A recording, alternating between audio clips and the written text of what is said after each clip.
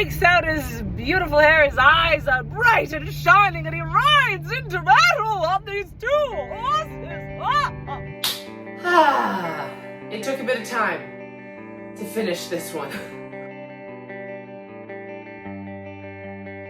So I said I was gonna do like a fancy in my little library closing for my last video. I didn't do that. But we're just actually gonna get right into the next one. We're gonna just listen to Empire Strikes Back. And my closing thoughts are actually on a different channel. You can go watch Marcus's video with me on the Adventure Lair. I'll link it somewhere. And we're just gonna jump right into Empire Strikes Back. What I remember is that we now have like Gimli and Legolas and Tall Paul / Aragorn and a Hobbit, maybe Bilbo. No, probably, well, yeah. Using the ring for his own gain. Oh, Ruby Regis. Off to Minas Tirith. I don't remember any of the names. I'm just joking. I know that's all Lord of the Rings stuff. I'm just joking. But let's start it up. On my drive to the cottage. Audible Frontiers presents Streams of Silver. AKA Empire Strikes Back. Salvatore. This has to be right. By Victor Bavine. Let's go, Victor. We've dug our holes in hallowed caves, put goblin foes in shallow graves. This day our work is just begun. In the mines where silver rivers run. In the mines where silver rivers run. Let's go. Okay, I'm only like minutes into part 1, but whoever's talking right now just said, we make the dragons like we make the gods. Make the gods? You made them? So they're not real? So Spider Queen, maybe I was right. I know I wasn't right. Marcus told me I'm not right. That's fine. I'm just saying. So we had our little intro about the dragon who has all the slaves and doesn't move except to chomp a mouthful of something, which sounds like Regis's dream. Then we have our little bit where we see the companions running to go after Merry and Pippin. They're taking the hobbits to Isengard! Just kidding. But it does give me like, they're taking the hobbits to Isengard! God Vibes. But poor Regis, he's working so hard to keep up, and his greatest love is comfort, and that is so relatable. My greatest love is also comfort. Well, kind of. It's one of my greatest loves. It was Drizzt talking, just like last time. And he's right. I don't want to live in a world with no magic either! You're a wizard, Harry. I missed my turn because a friggin' assassin is coming for Ruby Ridges. Unbelievable! What? No wonder Drizzt thinks he's running from something. He is running from something! Okay. Not to nitpick, but the assassin is like, just happened to be looking around Regis' house exactly the time when Caddy Bree and whoever owned the house before and another guy are there. And then they just happen to lay out exactly where Regis is going. How convenient is that? Wow, how convenient is... I think that could have been done better. There's some great writing here, and this just isn't part of it. I mean, you can hate me, but if you hate me, just make sure you comment about it a lot. I'm at the cottage, and it's my turn to cook dinner. But I just finished. Caddy Bree got tied to a chair, and 2 dwarf buddies got slip, slap, sliced. Just toyed with and killed by this new assassin guy whose name I forget, and I assume he's gonna be around. So sucks for them, but glad we're getting more Caddy Bree. Okay, something a little nitpicky that I have, and I'm gonna play this part again so that I can cut in like the right thing. It's beautiful here, lovely. I'm gonna nitpick this story. Okay, sometimes I find that RJ Salvatore tells us how a character is feeling instead of showing us how a character is feeling, and this is an example. Bryn Shander. Right here. A sarcastic tone in an attempt to sound unimpressed, though he was obviously a bit nervous. Why? Why are you saying that? Why can't you show us that he's nervous? Show me how his body's moving. Show me that he's shifting his weight or that he's shifting his eyes or he's peeking over his shoulders. Show me that he's nervous. Don't tell me that he's nervous. Tell me how his voice sounds and then show me how his body is betraying his actual emotions. That's kind of what I want. But this is a cool little bit. They get up to the gate or wherever they're going and they're like at the village of Bree or whatever, and they're like, hey, let us through the gates. And they're like, 4 hobbits. Just kidding. But that's a part of that. I just finished the bar fight and this guy, they just like keep calling him the fat man. Rude. When Wolfgar lifts him up over his head, lifts the whole man up over his head, and he throws them, and they're like, and something about like him rolling and his blubber hitting people and stuff.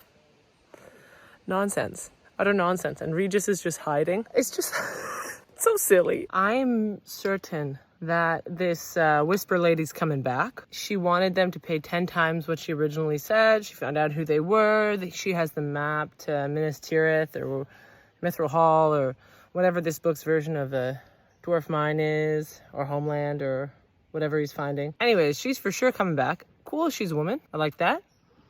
I hope if she does come back, she gets a bit more attention, a bit more character development. Yeah, I'm into it. It's a fun, like, romp.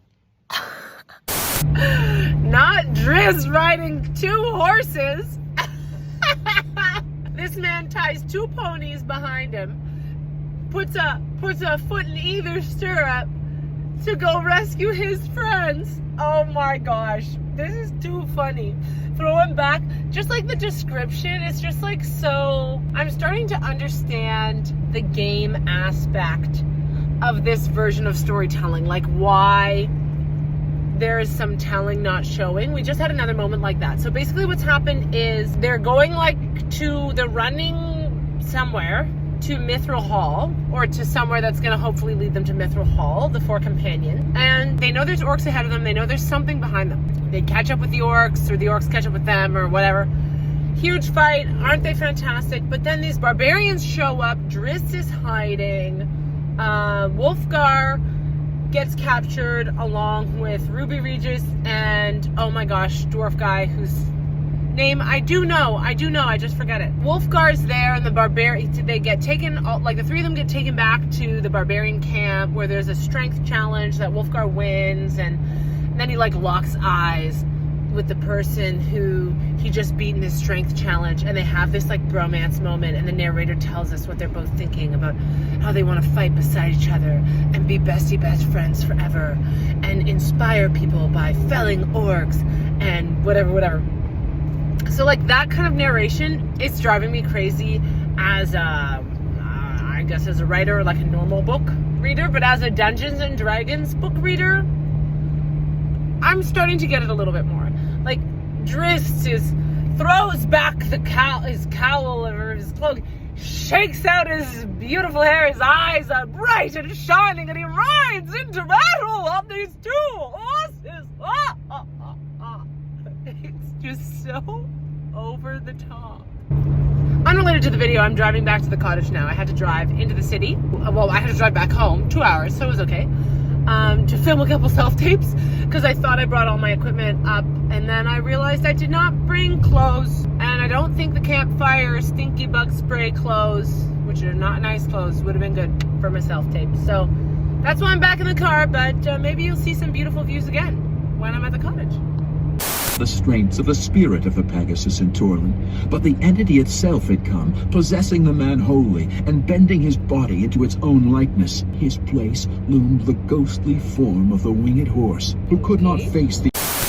No, he grasped there's a trick. Catagree's neck tightly enough to prevent her scream. No. And silenced the man forever with his blade. No. Only the jeweled dagger's hilt was visible, No. its cross-piece flat against the underside of the man's chin. I don't like this. No, thank you. Again, the woman found herself paralyzed before the horror of Entreri. Catagre, do something! Pull yourself together! Why can't I call out? She asked herself again and again. Didn't even hold her as they Girl! slipped deeper into the night. Girl! Ainsley. Oh, come on! Finally, what could you hope to gain? Oh, Jesus. Obviously nothing. She can't do anything! Drizzt is in the middle of another one of his Stasis's death talks. His target of focus for this one is nostalgia. How nostalgia is evil. No, not that. But that maybe the past wasn't simpler or better. Maybe you were, which is an interesting idea. And he's now talking about the barbarians and how violent they used to be, and they're not quite that violent now, and how they would be, they're like women are a slave class, essentially, and if only there was a barbarian king who found a woman to love, who forced respect. I have no idea who this could turn out to be. I'm just I hope so too.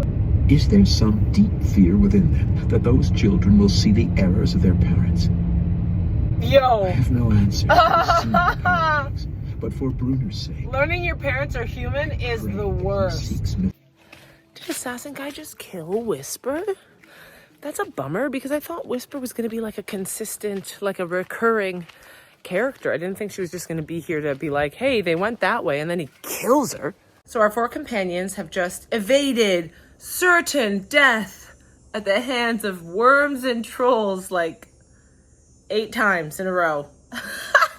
And it was through that I realized this one is my least favorite. I think Homeland and Crystal Shard, I like them both better, and I think it's because I'm not invested in this quest. I don't know why this is so important to Bruner, and I don't really care. I mean, I want to care, I just don't. He wants to find his homeland, or his wherever, Mithril Hall. Okay, why do I want that for him? I don't know yet. Caddy Bree is so far the most interesting for me. I want to know more about what she's up to and how her scheming is going. She's captured and terrified right now, and she's just like watching the dynamics of everybody, and they've just left the golem somewhere, and I can't remember where it's called, and they're in this special place waiting for the 4 companions to get there. Special. It's not special. It's just like where everybody's going right now. That is intriguing to me because I like Caddy Bree, and she's in danger. But like Bruner, and I get it, they're in danger, but they're in danger because they're going to a place that I don't understand why I care about this place that they're going to. Regis fleeing from the assassin, that's interesting, but again, more Caddy Bree. And there was one point where, the trolls, I will say, disgusting. The severed arm of the troll that was working its way into the back of Wolfgar's knee. Disgusting. So gross. Yeah, trolls were disgusting, but I got bored.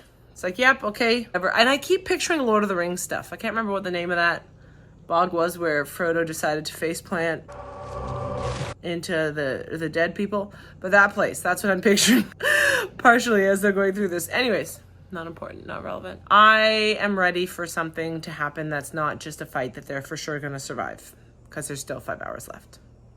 Thank you.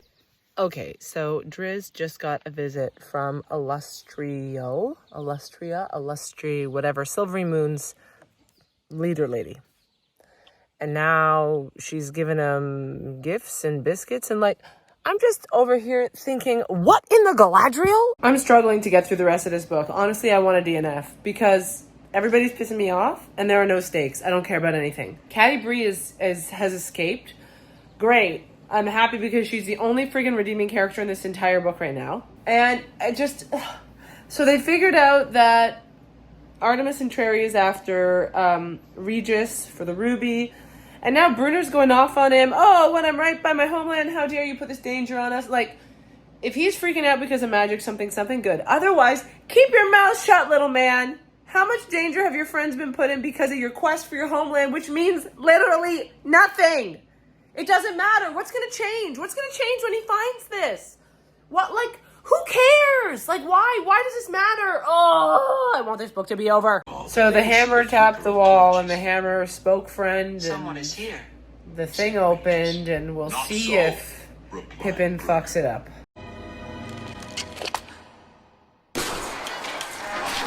I'm over it, and there's 3 hours left. This book, quite frankly, just didn't do it for me. I was frustrated in those last 3 hours so much. Like, it really took a while for me to finish this book. Mostly because I felt like, why does this matter? What changes? What are the stakes? What will happen if they don't do it? Nothing. Nothing will happen if they don't do it. And that was the problem with this novel. I feel like there's a piece of this struggle for him that I'm missing, for this, like, what he's searching for, why this is worth the lives of his friends, because he is constantly putting their lives in danger all night long. And then at the end he's getting mad at friggin' Ruby for putting them in danger because of the assassin that's coming after him. Like, bro. And he doesn't even, by the end of the book, he doesn't doesn't even want to be there anymore. He doesn't even want to take it over. And then he fake dies again. And Caddy Bree is going to go and try and get the minds back from these gray dwarves or whatever the heck. If there was something they needed from the mind to save something else or do some other thing or like anything, but there was no reason other than Bruner really wanted to. And it reminded me a little bit of, I've been thinking about this actually a lot, season 5 of the Clone Wars, and I talk about it sometimes. I've been thinking about it because I'm moving back to Toronto from Ottawa. And this might be one of the last videos you see in this place. But my bookshelf is coming with me, so maybe it'll look exactly the same, who knows. But the end of season 5 of the Clone Wars, when Ahsoka rejects going back to the Jedi Order, was the first time I really understood the phrase, you can never go home. And it's still, I might even cry right now talking about it. It still makes me so deeply sad thinking about that. And this apartment that I'm leaving here in Ottawa, it's been the longest home I've ever had. I lived here for 12 years. And like the house I grew up in, my parents moved. Like I moved when I was 5, I moved when I was 11, I left for university at 18, and my parents moved. So this is my home, and I'm going back to my hometown of Toronto, but it's not the same. You know, because my sisters live all over the place, and when I come back and visit Ottawa after I give up this apartment, it won't be the same. And I guess I would have really loved that emotion to come through for Bruner. And it didn't for me. And he kind of learned at the end, like that's not what he wanted, or it wasn't worth it, or whatever. But I think there was an opportunity, if there had been some stakes for reclaiming this territory, these mines, this homeland for him. If there had been some stakes, and if he had the opportunity to get it and to stay, and he realized you can never go home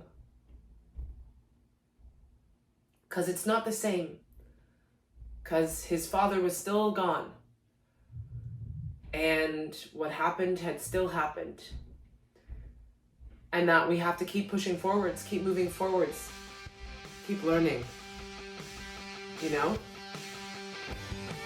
That would have been cool. That book would have really gone. This one, not so much. I'll still read the next one. Tell me your thoughts. Give me your feedback as always. Thank you so much for making it to the end of this video. Stay happy, healthy, and hydrated. And as always, until next time, may the Force be with you. Live long and prosper. And I'll be back with Return of the Jedi before I go to Clone Wars. Okay, bye!